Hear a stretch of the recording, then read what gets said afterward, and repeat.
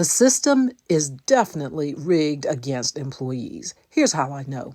Before I get into it, let me ask you to please go ahead and hit the subscribe button and like button if you like my content, so that you don't miss the inside truths that no one tells employees. I have so much to share, and subscribing to my channel and liking my content goes a very long way in helping me continue making content like this, which I absolutely enjoy doing. So let's get into it. Here's why I say the system is rigged against employees. Number one, you can't just go out and sue your employer. With very few exceptions, you have to file an EEOC complaint first. Number two, you only have a short period of time to file. Number three, if you miss that deadline, even by a day, you lose the right to sue your employer. Number four, your employer is not legally required to tell you anything about the EEOC. And number five, trust me, they won't. Like I said, rigged. Now let's talk about the EEOC, the place every employee is required to go before they can sue their employer, like I said, with very few exceptions. The EEOC is charged with investigating allegations of workplace discrimination so they can put a stop to it. Sometimes the EEOC will sue your employer depending on the severity of the conduct at issue. So if there's discrimination going on at work, the EEOC wants to hear about it so they can do their thing.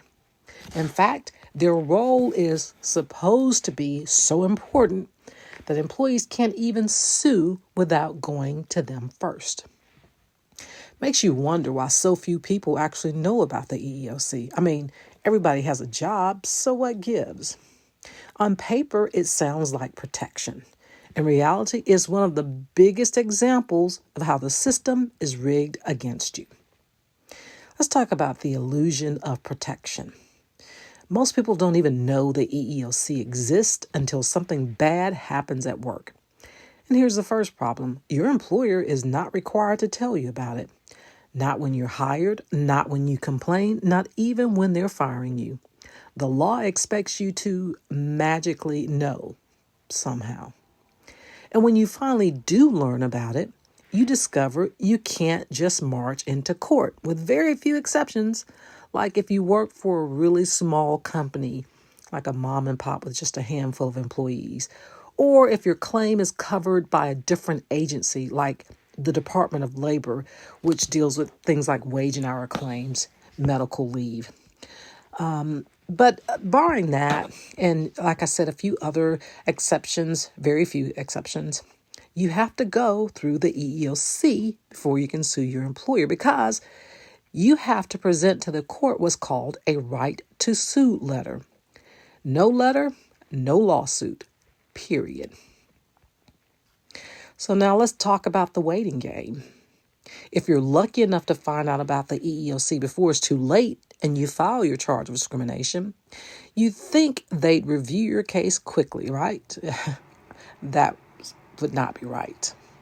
It can take months to get an appointment with the EEOC. After that, it may take several more months before anyone even looks at your charge. And most employees are shocked to find out how many cases are never actually investigated. They sit and sit and sit, and you wait. By the time you finally have permission to sue, you're a year down the road, and that delay almost always benefits your employer, not you. You might finally get the right to sue, but will you still have the will to sue? That's the issue. Now, let's talk about why this happens.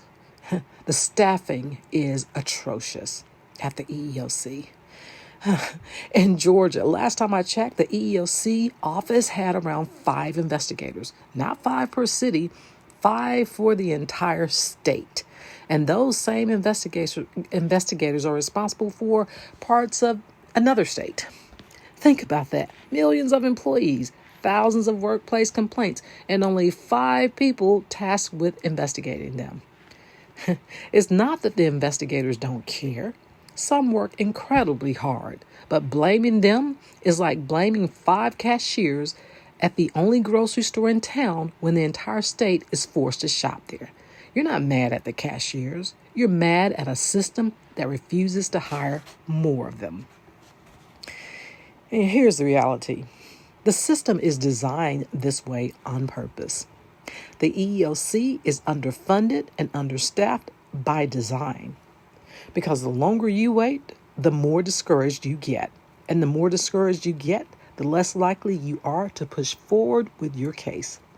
Employers know this. Lawmakers know this. It's baked into the process. And it's why so many employees feel defeated before they ever step foot into a courtroom.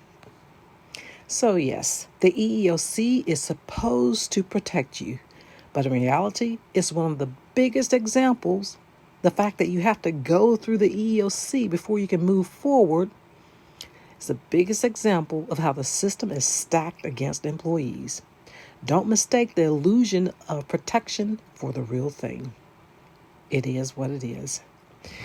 And I have so much more to tell you, unfortunately, about how the system is stacked against employees. So please remember, like and subscribe so I can continue sharing.